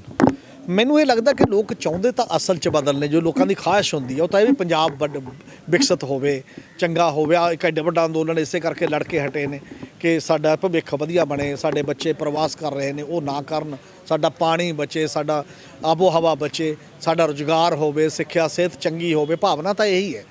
ਪਰ ਜੇ ਅਲਟਰਨੇਟਿਵ ਏਜੰਡੇ ਵਾਲੀ ਕੋਈ ਧਿਰ ਸਾਹਮਣੇ ਹੀ ਨਹੀਂ ਹੋਏਗੀ ਤਾਂ ਜੋ ਸਾਹਮਣੇ ਨੇ ਉਹਨਾਂ 'ਚੋਂ ਹੀ ਦੇਖਣਾ ਪਊਗਾ। ਉਹਨਾਂ 'ਚੋਂ ਹੀ ਦੇਖ ਕੇ ਲੋਕ ਵੋਟ ਪਾਉਣਗੇ ਕਿ ਕਿਹਨੂੰ ਵੋਟ ਪਾਉਣੀ ਆ, ਕਿਹਨੂੰ ਨਹੀਂ ਵੋਟ ਪਾਉਣੀ। ਉਹ ਸਾਰੀਆਂ ਚੀਜ਼ਾਂ ਜਿਹੜੀਆਂ ਨੇ ਫਿਰ, ਕਿਉਂਕਿ ਅਵੇਲੇਬਲ ਜੋ ਤੁਹਾਡੇ ਕੋਲ ਚੀਜ਼ ਆ, ਵੋਟ ਵਾਲੇ ਦਿਨ ਤਾਂ ਜਿਨ੍ਹਾਂ ਦਾ ਬੈਲਟ ਪੇਪਰ ਤੇ ਨਾਮ ਹੈ ਮਸ਼ੀਨ ਤੇ, ਉਹਨਾਂ 'ਚੋਂ ਕਿਤੇ ਦੇ ਬਟਨ ਦੱਬਣਗੇ ਨਾ। ਜਾਂ ਨੋਟਾ ਹੈ, ਬਸ ਨੋਟਾਂ ਦੇ ਤੌਰ ਤੇ ਇਹ ਹੈ ਕਿ ਤੁਸੀਂ, ਮੈਂ ਸਾਰਿਆਂ 'ਚੋਂ ਨਾਪਸੰਦ ਕਰਦਾ, ਤੇ ਸਾਰਿਆਂ ਨੂੰ ਨਾਪਸੰਦ ਕਰਦਾ ਮਤਲਬ ਅਜੇ ਸਾਡੇ ਨੋਟਾਂ ਨੂੰ ਤੇ ਲੜਾਈ ਅੱਗੇ ਅਗਲੀ ਨਹੀਂ ਹੋ ਰਹੀ ਕਿ ਜਿੱਥੇ ਰਾਈਟ ਟੂ ਰਿਫਿਊਜ ਤਾਂ ਹੈ, ਰਾਈਟ ਟੂ ਰਿਜੈਕਟ ਨਹੀਂ ਹੈ। ਜਦ ਰਿਜੈਕਟ ਹੋ ਜਾਏਗਾ, ਸਰਕਾਰਾਂ ਬਦਲਣ ਲੱਗ ਗਿਆ ਤਾਂ ਨੋਟਾ ਵੀ ਬਰਾਬਰ ਦਾ ਕੈਂਡੀਡੇਟ ਬਣ ਜਾਊਗਾ। ਤੇ ਇਸੇ ਕਰਕੇ ਇਹ ਹੈ ਕਿ ਲੋਕ ਸਰਕਾਰ ਤਾਂ ਬਣਾਉਣ ਲਈ ਵੋਟ ਪਾਉਂਦੇ ਨੇ, ਪਰ ਸਰਕਾਰ ਬਣਾਉਣ ਦੇ ਵਾਸਤੇ ਲੋਕ ਕੈਂਡੀਡੇਟ ਵੀ ਦੇਖਦੇ ਨੇ ਇਕੱਲਾ। ਪਰ ਇੱਕ ਗੱਲ ਜ਼ਰੂਰ ਹੈ ਕਿ ਜੇ ਜਨਰਲ ਸਰਕਾਰ ਜਿਹਦੀ ਬਣਦੀ ਦਿਖਦੀ ਹੋਵੇ ਕਿ ਚੀਫ ਮਿਨਿਸਟਰ ਇਹਦਾ ਬਣੇਗਾ, ਗਵਰਨਮੈਂਟ ਇਹਦੀ ਬਣੂਗੀ, ਤਾਂ ਕੁਝ ਹਿੱਸਾ ਵੋਟਰਾਂ ਦਾ ਉਧਰ ਝੁਕ ਜਾਂਦਾ ਨੇੜੇ ਜਾ ਕੇ। ਜੇਕਰ ਉਹ ਇੱਥੇ ਤੱਕ ਹਵਾ ਬੰਦੇ ਦੀ ਕਿਸੇ ਦੀ ਰਹਿੰਦੀ ਹੈ ਵੀ ਸਰਕਾਰ ਇਹਨਾਂ ਦੀ ਬਣਨ ਜਾ ਰਹੀ ਹੈ। ਜੇ ਇਹੋ ਜਿਹੇ ਵੀ ਇਕੱਲਾ ਬੰਦਾ ਕਿਉਂ ਔਖਾ ਜਿੱਤਦਾ ਅੱਜ ਕੱਲ੍ਹ, ਲੋਕ ਉਹ ਕਹਿੰਦੇ ਨੇ ਵੀ ਇਹਨੇ ਕੀ ਕਰ ਦੇਣਾ ਜੀ, ਇਕੱਲੇ ਬੰਦਾ ਜਾ ਕੇ ਦੱਸਦੀ ਹੈ ਪੰਜਾਬ ਦੀ। ਇਹ ਤਰਾਸਦੀ ਹੈ ਨਾ ਜਿਹੜੇ ਵੀ ਘੱਟ ਬੰਦੇ ਵਾਲਿਆਂ ਨੂੰ। ਤੁਸੀਂ ਸਾਡੇ ਅਜੇ ਆਏ ਨਹੀਂ ਵੀ ਇਕੱਲੇ ਦਾ ਵੀ ਰੋਲ ਹੁੰਦਾ ਹੈ, ਬਾਕੀਆਂ ਦਾ ਵੀ ਰੋਲ ਹੈ, ਉਹ ਤਾਂ ਕਰਦੇ ਨੇ। ਇਕੱਲਾ ਇਹ ਨਹੀਂ ਹੈ ਕਿ ਲੋਕਾਂ ਦੇ ਮਨ 'ਚ ਕਿਵੇਂ ਚਲਾ ਗਿਆ। ਜਿਹੜੀ ਆਪੋਜੀਸ਼ਨ ਹੁੰਦੀ ਹੈ, ਹੁਣ ਆਮ ਆਦਮੀ ਪਾਰਟੀ ਦੇ 20 MLA ਸੀ, 12 ਕਿੱਥੇ ਗਏ ਪਤਾ ਨਹੀਂ। ਜੇ ਉਹਨਾਂ ਨੂੰ ਕੋਈ ਪੁੱਛਦਾ ਤੁਹਾਡੇ 20 MLA ਨੇ ਕੀ ਭੂਮਿਕਾ ਨਿਭਾਈ, ਮਤਲਬ ਇਸ ਵਾਰ ਕਿੰਨੇ ਮੁੱਦੇ ਲੋਕਾਂ ਦੇ ਉਠਾਏ, ਕਿੰਨੀਆਂ ਮੂਵਮੈਂਟਾਂ ਕੀਤੀਆਂ, ਕਿੰਨੇ ਬੁਨਿਆਦੀ ਮੁੱਦਿਆਂ ਤੇ ਲੋਕਾਂ ਨੂੰ ਲਾਮਬੰਦ ਕੀਤਾ। ਤੇ ਜੇ ਇਹ ਨਹੀਂ ਹੈ ਤੇ ਲੋਕ ਕਹਿੰਦੇ ਨੇ ਵੀ ਸਾਡਾ ਕੰਮ ਨਹੀਂ ਹੋਇਆ। ਉਹ ਲੋਕਾਂ ਨੂੰ ਜਾ ਕੇ ਕਹਿੰਦੇ ਦੇਖੋ ਸਾਡੀ ਸਰਕਾਰ ਨਹੀਂ ਸੀ, ਅਸੀਂ ਕਿਵੇਂ ਕੰਮ ਕਰਾਉਂਦੇ। ਤੇ ਜਿਹੜਾ MLA ਦਾ ਰੋਲ ਹੈ ਉਹ ਤਾਂ ਤੁਸੀਂ ਕਰ ਸਕਦੇ ਹੋ ਨਾ। ਜਿਹੜਾ ਵਿਰੋਧੀ ਧਿਰ ਦਾ ਰੋਲ ਹੈ ਲੋਕਾਂ ਨੂੰ ਮੋਬਿਲਾਈਜ਼ ਕਰਨਾ, ਲਾਮਬੰਦ ਕਰਨਾ, ਵੱਡੇ ਧਰਨੇ ਦੇਣਾ, ਸਰਕਾਰ ਦੇ ਨੱਕ 'ਚ ਦਮ ਕਰ ਦਿੰਦੀ ਹੈ ਵਿਰੋਧੀ ਧਿਰ ਜੇਕਰ ਉਸ ਪੱਧਰ ਦੇ ਉੱਤੇ ਹੋਵੇ। ਪਰ ਕਿਉਂਕਿ ਜਚਾ ਦਿੱਤਾ ਗਿਆ, ਅੱਛਾ ਲੋਕ ਵੀ ਮੰਨ ਲੈਂਦੇ ਨੇ। ਤੁਸੀਂ ਜਾਓ ਕਿਸੇ ਵੀ ਵਿਰੋਧੀ ਧਿਰ ਦੇ MLA ਵੀ ਇਹ ਵਿਚਾਰਾ ਕੀ ਕਰੇ, ਇਹਦੇ ਕੋਲ ਕੋਈ ਸਰਕਾਰ ਸੀ, ਇਸ ਕਰਕੇ ਉਹਨੂੰ ਬਰੀ ਕਰ ਦਿੰਦੇ ਹਾਂ ਅਸੀਂ ਉਸ ਐਂਗਲ ਦੇ ਉੱਤੇ। ਇਸੇ ਲਈ ਅਸੀਂ ਸਰਕਾਰ ਤੱਕ ਲੋਕਾਂ ਦੀ ਸੋਚ ਸੀਮਿਤ ਕਰਤੀ ਕਿ ਜਿਹਦੀ ਸਰਕਾਰ ਬਣੂਗੀ ਉਹੀ ਵਿਕਾਸ ਕਰਾ ਸਕਦਾ, ਇਸ ਲਈ ਉਹਨੂੰ ਹੀ ਵੋਟ ਦੇ ਦਿੱਤੀ ਜਾਵੇ। ਤੁਸੀਂ ਦੇਖੋਗੇ ਕਿ ਦੋ ਧਿਰਾਂ ਬਰਾਬਰ ਹੁੰਦੀਆਂ ਨੇ ਬਿਲਕੁਲ ਉਦੋਂ ਤੱਕ, 2 ਦਿਨ ਪਹਿਲਾਂ ਤੱਕ ਜਿਹਦੀ ਲੱਗਦੀ ਹੋਵੇ ਲੋਕਾਂ ਨੂੰ ਕਿ ਸਰਕਾਰ ਬਣੂਗੀ, ਕੁਝ 1% ਵੋਟ ਟਿਲਟ ਹੋ ਜਾਂਦੀ ਹੈ ਤੇ ਉਹੀ ਉਹਨੂੰ ਬਹੁਮਤ ਦਵਾ ਜਾਂਦੀ ਹੈ। ਸੋ ਹੁਣ ਇੱਕ ਅਹਿਮ ਸਵਾਲ ਹੈ ਕਿ ਰਾਸ਼ਟਰਪਤੀ ਸ਼ਾਸਨ ਲੱਗ ਜੂਗਾ ਜੇ ਖਿਚੜੀ ਬਣ ਗਈ ਪੰਜਾਬ ਦੇ ਵਿੱਚ? ਕਿਉਂਕਿ ਇਹ ਗੱਲਾਂ ਹੁੰਦੀਆਂ ਨੇ ਸੋਸ਼ਲ ਮੀਡੀਆ 'ਚ ਵੀ, ਲੋਕੀ ਆਪਣੇ ਜਾ ਕੇ ਲਿਖਦੇ ਨੇ, ਪਰ ਆਮ ਲੋਕ ਵੀ ਗੱਲਾਂ ਕਰਦੇ ਨੇ ਯਾਰ ਜੇ ਖਿਚੜੀ ਬਣ ਜਾਂਦੀ ਹੈ, ਸੱਤਾ ਵਿੱਚ ਸਰਕਾਰ ਨਹੀਂ ਆਉਂਦੀ, ਹੋਊਗਾ ਕਿ ਅੱਗੇ ਜਾ ਕੇ ਕਿ ਰਾਸ਼ਟਰਪਤੀ ਸ਼ਾਸਨ ਲੱਗ ਸਕਦਾ? ਨਹੀਂ, ਰਾਸ਼ਟਰਪਤੀ ਸ਼ਾਸਨ ਇੱਕੋ ਹੀ ਉਹਦੇ 'ਚ ਲੱਗ ਸਕਦਾ। ਅੱਜ ਤਾਂ ਮਤਲਬ ਸਾਡੇ 10 ਮਾਰਚ ਨੂੰ ਵੋਟਾਂ ਪੈ ਜਾਣੀਆਂ ਨੇ। ਸਾਡਾ 10 ਮਾਰਚ ਤੋਂ ਜੇਕਰ ਲਗਭਗ 27 ਮਾਰਚ ਤੱਕ ਸਾਡੇ ਇੱਕ ਟਾਈਮ ਹੈ। ਜੇ 27 ਮਾਰਚ ਤੱਕ ਸਰਕਾਰ ਨਹੀਂ ਬਣਦੀ ਤਾਂ ਰਾਸ਼ਟਰਪਤੀ ਰਾਜ ਉਸ ਲੈਵਲ ਤੇ ਲਾਉਣਾ ਟੈਕਨੀਕਲੀ ਜ਼ਰੂਰੀ ਹੁੰਦਾ ਕਿ ਜੇ ਉਹਨਾਂ 'ਚ ਸਹਿਮਤੀ ਨਹੀਂ ਹੁੰਦੀ ਕੋਈ ਸਰਕਾਰ ਕੌਣ ਬਣਾਏਗਾ ਉਦੋਂ ਤੱਕ। ਫਿਰ ਉਹ ਉਨਾ ਚਿਰ ਰਹੂਗਾ ਜੇ ਉਹਦੇ ਦੌਰਾਨ ਵੀ, ਉਦੋਂ 10 ਦਿਨ ਬਾਅਦ ਵੀ, ਉਦੋਂ ਮਹੀਨੇ ਬਾਅਦ ਵੀ ਸਾਰੀਆਂ ਪਾਰਟੀਆਂ 'ਚੋਂ ਕੋਈ ਸਹਿਮਤੀ ਕਰਕੇ ਵਗ ਜਾਂਦੇ ਨੇ ਕਿ ਸਾਡੇ ਕੋਲ ਮੈਜੋਰਟੀ ਆ ਗਈ, ਤਾਂ ਵੀ ਸਰਕਾਰ ਬਣਾਉਣੀ ਪਏਗੀ। ਉਹ ਕੋਈ ਅਨਲਿਮਿਟਿਡ ਰਾਸ਼ਟਰਪਤੀ ਰਾਜ ਲੱਗ ਜਾਊਗਾ ਜਾਂ ਬਾਕੀ ਚੀਜ਼ਾਂ ਲੱਗ ਜਾਣਗੀਆਂ। ਇਹ ਲੋਕਾਂ ਨੂੰ ਡਰਾਉਣ ਧਮਕਾਉਣ ਲਈ ਮੇਰੇ ਖਿਆਲ ਕਾਫੀ ਹੈ। ਇਹ ਹੈ ਵੀ ਦੇਖੋ ਜੇ ਤੁਸੀਂ ਐਂ ਨਾ ਕਰਦੇ ਹੋ, ਜੇ ਤੁਸੀਂ ਆਹ ਨਾ ਕੀਤਾ, ਇਹੋ ਜਿਹਾ ਕੁਝ ਨਹੀਂ। ਕਈ ਰਾਜਾਂ ਦੇ ਵਿੱਚ ਇਹ ਹੁੰਦਾ ਕਿ ਮੌਕੇ 'ਤੇ 2.5 ਸਾਲ ਵਾਸਤੇ ਲੱਗੂਗਾ ਜੇ ਐ ਹੋ ਵੀ ਜਾਂਦਾ? ਕੋਈ ਸਾਲ ਨਹੀਂ ਹੈ। ਜਿੱਦਣ ਉਹਨਾਂ ਨੇ ਦਾਅਵੇਦਾਰੀ ਕੀਤੀ ਕਿ ਸਾਡੇ ਕੋਲ ਮੈਜੋਰਟੀ ਹੈ, ਜਾ ਕੇ ਗਵਰਨਰ ਦੇ ਪੇਸ਼ ਕਰਤਾ ਕਿ ਮੇਰੇ ਕੋਲ ਆਹ ਬੰਦੇ ਨੇ ਤੇ ਆਹ ਮੈਜੋਰਟੀ ਹੈ, ਉਦੋਂ ਹੀ ਸਰਕਾਰ ਬਣਾਉਣੀ ਪਏਗੀ। ਵੋਟਾਂ ਨੇ ਆਪਣਾ ਉਹ ਇੱਕ ਸਿਸਟਮ ਹੈ ਤੇ ਉਹਦੇ ਚੀਫ ਮਿਨਿਸਟਰ ਚੁਣਨਾ ਹੈ ਤੇ ਲੋਕਾਂ ਨੇ ਵੋਟਿੰਗ ਕੀਤੀ ਹੈ। ਉਹ ਉਹਨਾਂ ਚਿਰ ਚੱਲਦਾ ਰਹੂ ਜਿਵੇਂ ਕਸ਼ਮੀਰ 'ਚ ਲੰਮਾ ਚੱਲਿਆ ਸੀ। ਸਭ ਤੋਂ ਜ਼ਿਆਦਾ ਜੰਮੂ ਕਸ਼ਮੀਰ 'ਚ ਜਦੋਂ ਨਹੀਂ ਆਇਆ, ਬਿਲਕੁਲ ਅੜ ਕੇ ਖੜੀਆਂ ਸੀ। ਜਦੋਂ PDP ਤੇ BJP ਦਾ ਹੋਇਆ, ਉਹ ਕਿੰਨੇ ਮਹੀਨਿਆਂ ਬਾਅਦ ਹੋਇਆ ਸੀ ਕਿਉਂਕਿ ਉਹਨਾਂ ਨੂੰ ਬਹੁਤ ਟਾਈਮ ਲੱਗ ਗਿਆ ਲਿਖਣ ਲਿਖਾਉਣ ਤੇ। ਬਹੁਤ ਜ਼ਿਆਦਾ ਇੱਕ ਦੂਜੇ ਦੇ ਕੱਟੜ ਵਿਰੋਧੀਆਂ 'ਚ ਨੇ ਸਹਿਮਤੀ ਕਰਨੀ ਸੀ। ਪਰ ਜਦ ਉਹਨਾਂ ਨੇ ਸਹਿਮਤੀ ਕਰ ਲਈ, ਉਹਨਾਂ ਨੇ ਕਿਹਾ ਹੁਣ ਅਸੀਂ ਸਰਕਾਰ ਬਣਾ ਰਹੇ ਹਾਂ, ਸਰਕਾਰ ਬਣ ਗਈ। ਤੇ ਜਦ ਉਹਨਾਂ ਨੂੰ ਲੱਗਿਆ ਮੁੜ ਕੇ ਟੁੱਟਣਾ ਤੇ ਮੁੜ ਕੇ ਟੁੱਟ ਗਈ। ਹੁਣ ਅਹਿਮ ਸਵਾਲ ਹੈ ਕਿ ਅਲਾਈਅੰਸ ਹੋ ਸਕਦਾ ਹੈ? ਪੰਜਾਬ ਵਿੱਚ ਕੀ ਗੱਠਜੋੜ ਦੀ ਸਰਕਾਰ ਆ ਸਕਦੀ ਹੈ? ਇਹ ਮੰਨਣਾ ਤੈਅ ਹੈ ਕਿ ਕੋਈ ਇੱਕ ਪਾਰਟੀ ਜੋ ਹੈ ਉਹ ਸੀਟਾਂ ਸਾਰੀਆਂ ਕੱਢ ਕੇ ਲੈ ਜਾਊਗੀ? ਤੇ ਅੱਜ ਦੀ ਸੰਭਾਵਨਾ ਲੋਕ ਜ਼ਿਆਦਾਤਰ ਜੱਜਮੈਂਟਾਂ ਇਹ ਨੇ ਕਿ ਅੱਜ ਹੰਗ ਅਸੈਂਬਲੀ ਦੀਆਂ ਜੱਜਮੈਂਟਾਂ ਜ਼ਿਆਦਾ ਨੇ ਕਿ ਸ਼ਾਇਦ ਇੱਕ ਨੂੰ ਅੱਜ ਮੈਜੋਰਟੀ ਦਿਖਦੀ ਨਹੀਂ, ਪਰ ਅਜੇ 12-13 ਦਿਨ ਪਏ ਨੇ। ਚਲਦੇ ਚਲਦੇ ਬਹੁਤ ਪਤਾ ਨਹੀਂ ਹੁੰਦਾ ਕਿੱਧਰ ਨੂੰ ਕੋਈ ਹਵਾ ਜਾਂ ਕੀ ਸਿਸਟਮ ਬਦਲਦਾ ਹੈ, ਕਿਉਂਕਿ ਪੰਜਾਬ ਵਰਗਾ ਨਾਜ਼ੁਕ ਸੂਬਾ ਹੈ, ਇੱਥੇ ਕਈ ਘਟਨਾਵਾਂ ਐਸੀਆਂ ਵਾਪਰ ਜਾਂਦੀਆਂ ਨੇ ਜਿਹੜੀਆਂ ਲੋਕਾਂ ਨੂੰ ਇੱਧਰ ਉੱਧਰ ਸੋਚਣ ਲਈ, ਵੋਟ ਪਾਉਣ ਲਈ ਗੱਲ ਕਰ ਦਿੰਦੀਆਂ ਨੇ, ਜਾਂ ਉਦੋਂ ਤੱਕ ਚਲਦੇ ਚਲਦੇ ਹੋਰ ਪੋਲੀਟੀਸ਼ੀਅਨ ਵੀ ਤਾਂ ਰੋਜ਼ ਸੋਚਦਾ ਰਾਤ ਨੂੰ ਬੈਠ ਕੇ ਕਿ ਆਪਾਂ ਕਿਵੇਂ ਕਰਨਾ। ਹਾਂ, ਜੇ ਹੰਗ ਅਸੈਂਬਲੀ ਹੋਗੀ ਤਾਂ ਆਫਟਰ ਜਿਹੜੇ ਵੋਟਾਂ ਨੇ ਉਹਦੇ ਤੋਂ ਬਾਅਦ ਗੱਠਜੋੜ ਕਰਨਾ ਪਊਗਾ ਕਿਸੇ ਨੂੰ। ਜੇਕਰ ਹੰਗ ਨਹੀਂ ਆ, ਕਿਸੇ ਨੂੰ ਮੈਜੋਰਟੀ ਆ ਗਈ ਤਾਂ ਮੈਜੋਰਟੀ ਦੀ ਸਰਕਾਰ ਬਣ ਜਾਊਗੀ। ਅੱਛਾ, ਰਾਮ ਰਹੀਮ ਦੀ ਪੈਰੋਲ ਹੋ ਗਈ ਹੈ, ਬਾਹਰ ਆ ਗਏ ਨੇ, 21 ਦਿਨ ਦੇ ਪੈਰੋਲ ਤੇ ਬਾਹਰ ਨੇ, ਕੋਈ ਇਫੈਕਟ ਪੈ ਸਕਦਾ ਚੋਣਾਂ ਨੂੰ ਲੈ ਕੇ? ਨਹੀਂ, ਇਹ ਤਾਂ ਬਿਲਕੁਲ ਕਲੀਅਰ ਹੈ। ਦੇਖੋ ਇਫੈਕਟ ਕਿੰਨਾ ਪੈਂਦਾ ਕਿੰਨਾ ਨਹੀਂ ਹੈ ਅਲੱਗ ਸਵਾਲ ਹੈ। ਸਵਾਲ ਇਹ ਤਾਂ ਹੈਗਾ ਹੀ ਹੈ ਵੀ ਜਿਹੜੀ ਟਾਈਮਿੰਗ ਹੈ ਇਹ ਬਹੁਤ ਮਹੱਤਵਪੂਰਨ ਹੁੰਦੀ ਹੈ। ਜਿਹੜੀ ਜੇ ਇਹੀ ਪੈਰੋਲ ਹੈ ਵੋਟਾਂ ਤੋਂ ਬਾਅਦ ਦੇ ਦਿੰਦੇ, ਮੰਨ ਲਓ 20 ਫਰਵਰੀ ਤੋਂ ਬਾਅਦ, ਫਰਵਰੀ ਦਾ ਹੀ ਟਾਈਮ ਹੈ ਨਾ, ਕਿੰਨਾ ਕੁ ਟਾਈਮ ਹੈ, ਜਾਂ ਇਹ ਤੋਂ ਪਹਿਲਾਂ ਦੇ ਦਿੰਦੇ ਤਾਂ ਲੋਕਾਂ ਨੂੰ ਇਹ ਤਾਂ ਲੱਗ ਹੀ ਰਿਹਾ ਕਿ ਬੀਜੇਪੀ ਪੱਤਾ ਖੇਡ ਰਹੀ ਹੈ ਉਸ ਪੂਰੇ ਮਾਮਲੇ ਦੇ ਵਿੱਚ। ਨੈਗੇਟਿਵ ਜਾਊਗਾ ਬੀਜੇਪੀ ਦਾ? ਬੀਜੇਪੀ ਦਾ ਨੈਗੇਟਿਵ ਨਹੀਂ ਜਾਏਗਾ। ਬੀਜੇਪੀ ਚਾਹੁੰਦੀ ਹੈ ਕਿ ਜੇ ਡੇਰਾ ਸਾਨੂੰ ਵੋਟਾਂ ਪਵਾ ਦੇ ਕੁਛ, ਤਾਂ ਸ਼ਾਇਦ ਉਸ ਲੈਵਲ ਦੀਆਂ ਗੱਲਾਂ ਨੇ, ਪਰ ਉਹ ਡੇਰਾ ਐਕਸਪੋਜ਼ ਵੀ ਹੋਇਆ ਪਿਛਲੇ ਦਿਨਾਂ 'ਚ। ਨਾਰਮਲੀ ਡੇਰਿਆਂ ਨੂੰ ਧਾਰਮਿਕ ਖੇਤਰ ਦੇ ਵਿੱਚ ਜਾਂ ਆਪਣੇ ਖੇਤਰਾਂ ਦੇ ਵਿੱਚ ਧਾਰਮਿਕ ਸੈਟਅਪ ਦੇ ਵਿੱਚ ਰਹਿਣਾ ਚਾਹੀਦਾ, ਪਰ ਪਿਛਲੇ ਕਈ 4 ਵੋਟਾਂ ਜਿਹੜੀਆਂ ਪਈਆਂ ਨੇ 15-18 ਸਾਲ ਤੋਂ 2007 ਤੋਂ ਲੈ ਕੇ ਖਾਸ ਤੌਰ ਦੇ ਉੱਤੇ ਡੇਰੇ ਦਾ ਰੋਲ ਬੜਾ ਵੱਡੇ ਪੱਧਰ ਤੇ ਮੰਨਿਆ ਗਿਆ। ਇੱਕ ਵਾਰ ਤਾਂ ਢੋਲ ਵਜਾ ਕੇ ਵੋਟਾਂ ਪਾਈਆਂ, ਇਸ ਲਈ ਕੰਟਰਾਡਿਕਸ਼ਨ ਵੀ ਖੜੀ ਹੋਈ ਆਪਸ ਦੇ ਵਿੱਚ, ਸਿੱਖ ਵਰਸਸ ਡੇਰੇ ਦੇ ਫੋਲੋਅਰ, ਬਾਕੀ ਦੀਆਂ ਚੀਜ਼ਾਂ ਨੇ। ਇਹਨਾਂ ਤੋਂ ਗੁਰੇਜ਼ ਕਰਨਾ ਚਾਹੀਦਾ। ਦੇਖੋ, ਰਾਜ ਜਿਹੜਾ ਪੈਦਾ ਹੁੰਦਾ ਨਾ, ਰਾਜ ਦੇ ਵਿੱਚ ਇਹ ਕਿ ਜਿਹੜੀ ਰਾਜ ਕਰਨ ਵਾਲੀ ਪਾਰਟੀ ਆ ਉਹ ਆਪਣੇ ਨਾਗਰਿਕ ਨਾਲ ਸਮਝੌਤਾ ਕਰਦੀ ਆ, ਮੈਂ ਤੇਰੇ ਲਈ ਆਹ ਕਰੂੰਗੀ। ਉਹ ਡੇਰੇ ਦੇ ਫੋਲੋਅਰ ਜਾਂ ਕਿਸੇ ਧਰਮ ਦੇ ਫੋਲੋਅਰ ਤਾਂ ਸਾਰੇ ਵਰਗਾਂ ਦੇ ਵਿੱਚੋਂ ਹੁੰਦੇ ਨੇ। ਔਰ ਜੇਕਰ ਹੁਣ ਉਹਦਾ ਠੇਕਾ ਸਾਰੀਆਂ ਵੋਟਾਂ ਦਾ ਇੱਕ ਬੰਦਾ ਲੈ ਲੈਂਦਾ ਬੈਠਾ, ਚਾਹੇ ਉਹ ਕੋਈ ਬਾਬਾ ਹੋਵੇ, ਚਾਹੇ ਉਹ ਕੋਈ ਬੈਠਾ ਠੇਕੇਦਾਰ ਠੇਕਾ ਕਰਨ ਦਾ ਗੱਲ ਹੋਵੇ, ਤਾਂ ਨਾਗਰਿਕ ਕਿੱਥੇ ਗਿਆ? ਤੁਸੀਂ ਨਾਗਰਿਕ ਦੀ ਹੋਂਦ ਖਤਮ ਕਰ ਦਿੰਦੇ ਹੋ। ਲੀਡਰ ਵੀ ਹੋਂਦ ਖਤਮ ਕਰਨ ਲਈ ਤਿਆਰ ਹੈ, ਬਾਬਾ ਵੀ ਹੋਂਦ ਖਤਮ ਕਰਨ ਲਈ ਤਿਆਰ ਹੈ। ਇਹ ਡੈਮੋਕ੍ਰੇਸੀ ਨਹੀਂ ਹੈ, ਇਹ ਗੈਰ ਜਮਹੂਰੀ ਤਰੀਕਾ ਹੈ, ਅਨਡੈਮੋਕ੍ਰੈਟਿਕ ਐਟੀਟਿਊਡ ਹੈ, ਜਿਹਦੇ ਤੋਂ ਗੁਰੇਜ਼ ਕਰਨਾ ਚਾਹੀਦਾ। ਅੱਛਾ, ਇਹ ਲੋਕ ਸੋਚਦੇ ਨੇ, ਤੁਸੀਂ ਤਾਂ ਚਲੋ ਆਪਣੀ ਗੱਲ ਰੱਖਦੀ ਐਜ਼ ਏ ਪੱਤਰਕਾਰ ਦੇ ਤੌਰ ਤੇ, ਕਿ ਲੋਕ ਸੋਚਦੇ ਨੇ ਵੀ ਅਸੀਂ ਵੋਟਾਂ ਜਦੋਂ ਪਾਈਏ, ਅਸੀਂ ਆਪਦਾ ਉਮੀਦਵਾਰ ਦੇਖ ਕੇ ਵੋਟਾਂ ਪਾਈਏ, ਕਿਸੇ ਦੇ ਕਹਿਣ ਤੇ ਵੋਟ ਨਾ ਪਾਈਏ। 5 ਸਾਲ ਬਾਅਦ ਇੱਕ ਮੌਕਾ ਮਿਲਦਾ ਇਸ ਤਬਦੀਲੀ ਨੂੰ ਲਿਆਉਣ ਵਿੱਚ, ਸਰਕਾਰ ਬਦਲਣ ਵਿੱਚ। ਬੱਚੇ ਨੌਕਰੀਆਂ ਮੰਗਦੇ ਨੇ, ਫਿਰ ਕੱਲ੍ਹ ਨੂੰ ਬੱਚੇ ਦੀ ਨੌਕਰੀ ਲੈਣ ਵਾਸਤੇ ਕਿ ਡੇਰਿਆਂ ਤੇ ਜਾਓਗੇ ਕਿ ਸਿਆਸਤਦਾਨਾਂ ਕੋਲ ਜਾਓਗੇ? ਨਹੀਂ, ਵੈਸੇ ਬੜਾ ਕਲੀਅਰ ਹੈ। ਲੋਕ ਪ੍ਰਤੀਨਿਧਤਾ ਕਾਨੂੰਨ ਦੀ ਜਿਹੜੀ ਸੈਕਸ਼ਨ 123 ਹੈ ਉਹ 'ਚ ਬੜਾ ਸਪਸ਼ਟ ਹੈ ਕਿ ਕੋਈ ਵੀ ਧਾਰਮਿਕ ਜਾਤ ਜਾਂ ਕਿਸੇ ਲੋਭ ਲਾਲਚ ਦੇ ਆਧਾਰ ਤੇ ਜਾਂ ਡਰ ਦੇ ਆਧਾਰ ਤੇ ਤੁਸੀਂ ਵੋਟ ਨਹੀਂ ਮੰਗ ਸਕਦੇ। ਜਦ ਸਾਡਾ ਸਿਆਸਤਦਾਨ ਵੋਟਾਂ ਵੇਲੇ ਡੇਰੇ 'ਚ ਬੈਠਾ ਦਿਖਾਈ ਦਿੰਦਾ, ਬਾਬੇ ਦੇ ਸਾਹਮਣੇ ਜਾਂ ਬਾਬੇ ਦੇ ਚੇਲਿਆਂ ਦੇ ਸਾਹਮਣੇ ਜਾਂ ਕਿਤੇ ਹੋਰ ਦਿਖਾਈ ਦਿੰਦਾ, ਤਾਂ ਉਹ ਕਾਹਦੇ ਲਈ ਗਿਆ? ਜਿਹੜਾ ਇਸ ਤੋਂ ਪਹਿਲਾਂ ਰੂਟੀਨ 'ਚ ਨਹੀਂ, ਰੂਟੀਨ 'ਚ ਜਾਂਦਾ ਹੋਵੇ, ਧਾਰਮਿਕ ਨਿੱਜੀ ਮਾਮਲੇ ਦੇ ਤੌਰ ਤੇ ਮਤਲਬ ਰੋਜ਼ ਮੱਥਾ ਟੇਕਣ ਤੁਹਾਡਾ ਜਿਹੜਾ ਧਰਮ ਹੈ ਉੱਥੇ ਤੁਸੀਂ ਜਾਂਦੇ ਹੋ, ਆ ਜਾਂਦੇ ਹੋ, ਉਹ ਇੱਕ ਅਲੱਗ ਗੱਲ ਹੈ। ਪਰ ਜਦ ਤੁਸੀਂ ਉਦੋਂ ਜਾਂਦੇ ਹੋ ਤਾਂ ਇਹਦਾ ਮਤਲਬ ਸਿੱਧਾ ਤੇ ਤੁਸੀਂ ਵੋਟ ਲਈ ਜਾਂਦੇ ਹੋ, ਕਿਸੇ ਨੇ ਵੋਟ ਨੂੰ ਪ੍ਰਭਾਵਿਤ ਕਰਨ ਜਾਂਦੇ ਹੋ। ਇਹ ਉਦੋਂ ਤੱਕ ਜਦੋਂ ਚੋਣਾਂ ਸ਼ੁਰੂ ਹੋ ਜਾਣ, ਕੋਡ ਆਫ ਕੰਡਕਟ ਲੱਗ ਜੇ, ਜਿੰਨਾ ਚਿਰ ਵੋਟਾਂ ਪੈਂਦੀਆਂ ਨੇ ਉਹਨਾਂ ਚਿਰ ਪੋਲੀਟੀਕਲ ਜਿਹੜੇ ਉਮੀਦਵਾਰ ਨੇ, ਪੋਲੀਟੀਕਲ ਲੀਡਰਸ਼ਿਪ ਹੈ, ਉਹਨਾਂ ਤੇ ਰੋਕ ਹੋਣੀ ਚਾਹੀਦੀ ਹੈ ਉਸ ਪੱਧਰ ਦੀ ਜਾ ਕੇ ਉੱਥੇ ਵੋਟਾਂ ਮੰਗਣ ਤੋਂ। ਡੇਰਿਆਂ 'ਚ ਤੁਸੀਂ ਲੋਕਾਂ ਕੋਲ ਜਾਓ ਵੋਟ ਮੰਗਣ, ਆਪਣੇ ਨਾਗਰਿਕ ਕੋਲ ਜਾਓ, ਆਪਣੇ ਵੋਟਰ ਕੋਲ ਜਾਓ, ਉਹਦੇ ਠੇਕੇਦਾਰ ਕੋਲ ਕਿਉਂ ਜਾਂਦੇ ਹੋ? ਕਿਸੇ ਵੀ ਕੋਈ ਕੋਲ ਵੀ ਜਿਹੜਾ ਕਹਿੰਦਾ ਮੇਰੇ ਕੋਲ ਇੰਨੀਆਂ ਵੋਟਾਂ ਨੇ। ਨਹੀਂ, ਲੋਕ ਸੋਚਦੇ ਨੇ, ਅਹਿਮ ਤਾਂ ਲੋਕਾਂ ਦਾ ਸਵਾਲ। ਲੋਕ ਨਾ ਸੋਚਣ, ਪਰ ਸਾਨੂੰ ਕਿਸੇ ਪ੍ਰਕਿਰਿਆ 'ਚ ਸੋਚਣ ਲੱਗਣਾ ਪਊਗਾ ਨਾ। ਕਿੰਨਾ ਕੁ ਸੋਚਦੇ ਨੇ? ਬਥੇਰੇ ਸੋਚਦੇ ਵੀ ਨੇ, ਔਰ ਜਿਹੜੇ ਨਹੀਂ ਸੋਚਦੇ ਉਹਨਾਂ ਨੂੰ ਉੱਧਰ ਸੋਚਣ ਲੱਗਣਾ ਪਊ। ਇਸੇ ਕਰਕੇ ਤਾਂ ਫਿਰ ਲੀਡਰ ਤੁਹਾਡੇ ਜਵਾਬਦੇਹ ਨਹੀਂ ਰਹਿੰਦੇ। ਤੁਹਾਡੀ ਕੰਮ ਕਿਉਂ ਕਰਨਗੇ? ਤੁਹਾਡੇ ਬਾਬੇ ਕੋਲ ਚਲੇ ਜਾਣਗੇ ਤੇ ਤੁਹਾਡੇ ਬਾਬਿਆਂ ਨੇ ਪਵਾਤੀਆਂ। ਮਤਲਬ ਬਹੁਤ ਡੇਰੇ ਨੇ, 9000 ਦੇ ਕਰੀਬ ਡੇਰਾ ਹੈ ਪੰਜਾਬ 'ਚ। ਫਿਰ ਉਹ ਬਾਬਿਆਂ ਕੋਲ ਹੀ ਚਲੇ ਜਾਣ ਸਾਰੇ ਤੇ ਤੁਸੀਂ ਵੋਟਾਂ ਪਾ ਦੇਣ। ਤੁਸੀਂ ਕੀ ਮੈਨੀਫੈਸਟੋ ਮੰਗਦੇ ਹੋ? ਫਿਰ ਤੁਹਾਡਾ ਤਾਂ ਰੌਲਾ ਹੀ ਨਹੀਂ, ਤੁਹਾਡਾ ਫੈਸਲਾ ਤਾਂ ਬਾਬਿਆਂ ਨਾਲ ਹੋ। ਇਹਦੇ ਤੋਂ ਤਾਂ ਘੱਟੋ ਘੱਟ ਗੁਰੇਜ਼ ਕਰਨੀ ਚਾਹੀਦੀ ਹੈ ਨਾ ਉਸ ਮਾਮਲੇ 'ਚ। ਓਨੈਸਟੀ ਇਸ ਗੱਲ 'ਚ ਹੈ, ਇਮਾਨਦਾਰੀ ਇਸ ਗੱਲ 'ਚ ਹੈ ਕਿ ਲੀਡਰ ਲੋਕਾਂ ਨਾਲ ਸਿੱਧਾ ਸੰਵਾਦ ਰਚਾਵੇ, ਲੋਕਾਂ ਨਾਲ ਫੈਸਲਾ ਕਰੇ, ਲੋਕਾਂ ਸਾਹਮਣੇ ਜਵਾਬਦੇਹ ਹੋਵੇ, ਲੋਕ ਉਹਨੂੰ ਪੁੱਛ ਸਕਣ ਸਵਾਲ ਦੇ ਤੌਰ ਦੇ ਉੱਤੇ ਵੀ, ਤਾਂ ਜਮਹੂਰੀਅਤ ਮਜ਼ਬੂਤ ਹੋਣੀ ਹੈ। ਨਹੀਂ, ਜਮਹੂਰੀਅਤ ਨਹੀਂ ਹੈ, ਫਿਰ ਤਾਂ ਤੁਹਾਡੀਆਂ ਵੋਟਾਂ ਇੱਕ ਬੰਦਾ ਮੈਨੇਜ ਕਰਨਾ, ਚਾਹੇ ਈਡੀ ਰਾਹੀਂ ਕਰ ਲਓ, ਚਾਹੇ ਲਾਲਚ ਰਾਹੀਂ ਕਰ ਲਓ, ਚਾਹੇ ਡਰਾ ਕੇ ਕਰ ਲਓ, ਫਿਰ ਵੱਡਿਆਂ ਦੀ ਲੋੜ ਹੀ ਨਹੀਂ ਹੈ। ਅੱਛਾ, ਇਸ ਤੋਂ ਮੇਰਾ ਆਖਰੀ ਸਵਾਲ ਹੈ, 3 CM ਦੇ ਉਮੀਦਵਾਰ ਸੁਖਬੀਰ ਸਿੰਘ ਬਾਦਲ, ਚਰਨਜੀਤ ਸਿੰਘ ਚੰਨੀ ਤੇ ਭਗਵੰਤ ਮਾਨ, ਇੱਕ ਬਿਆਨਬਾਜ਼ੀ ਕਿ ਇਹਨਾਂ ਦੀ ਵੋਟਾਂ ਕੱਟ ਕੇ ਦੂਸਰੇ ਪਾਸੇ ਭੁਗਤ ਸਕਦੀਆਂ ਨੇ। ਇੱਕੋ ਬਿਆਨਬਾਜ਼ੀ ਜੇ ਗਲਤ ਹੋ ਜਾਂਦੀ ਹੈ ਜਾਂ ਤੋੜ ਮੋੜ ਕੇ ਪੇਸ਼ ਕੀਤਾ ਜਾਂਦਾ ਹੈ ਜਾਂ ਇਹਨਾਂ ਸਿਆਸੀ ਪਾਰਟੀਆਂ ਵਿੱਚੋਂ ਕਿਸੇ ਦਾ ਵੀ ਕੋਈ ਬੈਕਗ੍ਰਾਉਂਡ ਪਿੱਛੋਂ ਚੁੱਕ ਕੇ ਅੱਗੇ ਲੈ ਆਏ ਕਿ ਵੋਟਾਂ ਕੱਟੀਆਂ ਜਾ ਸਕਦੀਆਂ ਨੇ, ਜਾਂ ਸਿਆਸੀ ਪਾਰਟੀਆਂ ਸੋਚਦੀਆਂ ਨੇ ਕਿ ਪਿਛੋਕੜ ਜਿਹੀ ਹੋਈ ਚੀਜ਼ ਚੁੱਕ ਕੇ ਲੈ ਕੇ ਆਓ, ਇਸ ਦੀਆਂ ਵੋਟਾਂ ਕੱਟੋ। ਨਹੀਂ, ਉਹ ਤਾਂ ਹਮੇਸ਼ਾ ਹੀ ਸੋਚਦੀਆਂ ਨੇ। ਲੋਕ ਇਹ ਕਹਿੰਦੇ ਨੇ ਵੀ ਜੇ ਤੁਹਾਨੂੰ ਆਪਣੇ ਬਾਰੇ ਨਹੀਂ ਪਤਾ ਵੋਟਾਂ 'ਚ ਖੜੇ ਹੋ ਜਾਓ, ਲੋਕ ਲਿਆ ਕੇ ਦੱਸ ਦੇਣਗੇ ਤੁਸੀਂ ਕੀ ਕੀ ਗਲਤ ਕੀਤਾ। ਗਲਤ ਚੀਜ਼ਾਂ ਆਉਂਦੀਆਂ ਨੇ, ਹਰ ਪਾਰਟੀ ਇਸ ਤਾਕਤ 'ਚ ਹੁੰਦੀ ਹੈ ਕਿ ਦੂਜੇ ਦਾ ਜਿਹੜਾ ਸਾਹਮਣੇ ਲਿਆਂਦਾ ਜਾਏ, ਔਰ ਉਹ ਜਿੰਨਾ ਸਾਹਮਣੇ ਲਿਆਉਣਗੇ ਹਰ ਇੱਕ ਦੂਜੇ ਦੇ ਨਾਲ। ਹੁਣ ਤਾਂ ਹੈ ਹੀ ਗੰਦਗਾ ਦਾ ਸਵਾਲ ਹੈ ਕਿ ਜਿੰਨਾ ਘਟੀਆ ਚੀਜ਼ ਆ ਉਹ ਸਾਹਮਣੇ ਲਿਆਓ। ਲੌਜੀਕਲੀ ਗੱਲ ਨਾ ਕਰੋ, ਏਜੰਡੇ ਤੇ ਗੱਲ ਨਾ ਕਰੋ, ਮੈਨੀਫੈਸਟੋ ਦੀ ਕਾਟ ਨਾ ਕਰੋ, ਤੇ ਤੁਸੀਂ ਇੱਕ ਦੂਜੇ ਤੇ ਪਰਸਨਲ ਅਟੈਕ ਸਭ ਤੋਂ ਜ਼ਿਆਦਾ ਕਰੋ, ਤੇ ਪਰਸਨਲ ਅਟੈਕ ਵਾਲੀਆਂ ਚੀਜ਼ਾਂ ਹੀ ਲਿਆਉਣਗੇ।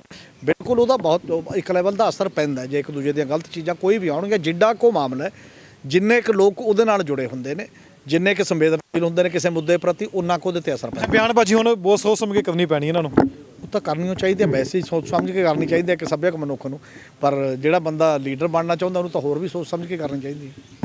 ਤੇ ਸਾਡੀ ਗੱਲਬਾਤ ਸੁਣੀਏ, ਸਾਡੇ ਨਾਲ ਮੌਜੂਦ ਸਨ ਹਮੀਰ ਸਿੰਘ। ਇੰਟਰੋ ਕਰਨ ਦਾ ਮਕਸਦ ਇਹ ਸੀ ਕਿ ਪੰਜਾਬ ਦੇ ਵਿੱਚ ਚੋਣਾਂ ਨੇ, ਡੇਰਿਆਂ ਦੇ ਉੱਤੇ ਇਹ ਗੱਲ ਕਰੀਏ। ਜਿਵੇਂ ਇਹਨਾਂ ਨੇ ਕਿਹਾ ਕਿ ਜੇ ਡੇਰੇ ਤੇ ਜਾ ਕੇ ਕੋਈ ਲੀਡਰ ਵੋਟ ਮੰਗਦਾ ਫਿਰ ਤੁਹਾਡੀ ਕਮਿਟਮੈਂਟ ਲੀਡਰ ਨਾਲ ਨਹੀਂ ਡੇਰਿਆਂ ਨਾਲ ਹੋ ਜਾਂਦੀ ਹੈ। ਫਿਰ ਤੁਸੀਂ ਮੈਨੀਫੈਸਟੋ ਦੀ ਗੱਲ ਕਰਨੇ ਹੋ, ਨੌਕਰੀਆਂ ਦੀ ਗੱਲ ਕਰਨੇ ਹੋ, ਫਿਰ ਕਿੱਥੇ ਜਾ ਕੇ ਮੰਗੋਗੇ। ਉਹ ਦੂਸਰੀ ਗੱਲ ਹੈ ਕਿ ਪੰਜਾਬ ਵਿੱਚ ਕਿ ਰਾਸ਼ਟਰਪਤੀ ਸ਼ਾਸਨ ਲੱਗ ਸਕਦਾ, ਇਹ ਵੀ ਹਲੇ ਕਿਤੇ ਨਾ ਕਿਤੇ ਕਹਿਣੀ ਜਲਦਬਾਜ਼ੀ ਹੋਏਗੀ, ਕਿਉਂਕਿ ਕੋਈ ਵੀ ਸਿਆਸੀ ਪਾਰਟੀ ਇੱਥੇ ਜੇ ਸੀਟਾਂ ਵੱਧ ਲੈ ਕੇ ਜਾਂਦੀ ਹੈ ਤਾਂ ਗੱਠਜੋੜ ਵੀ ਕੀਤਾ ਜਾ ਸਕਦਾ। ਪਰ ਉਮੀਦ ਇਹੀ ਕੀਤੀ ਜਾ ਸਕਦੀ ਹੈ ਕਿ ਪੰਜਾਬ ਵਿੱਚ ਸਰਕਾਰ ਬਣ ਜੂਗੀ, ਪਰ ਬਣੂਗੀ ਕਿਸ ਦੀ, ਇਹ ਹੱਲੇ ਵੀ ਆਉਣ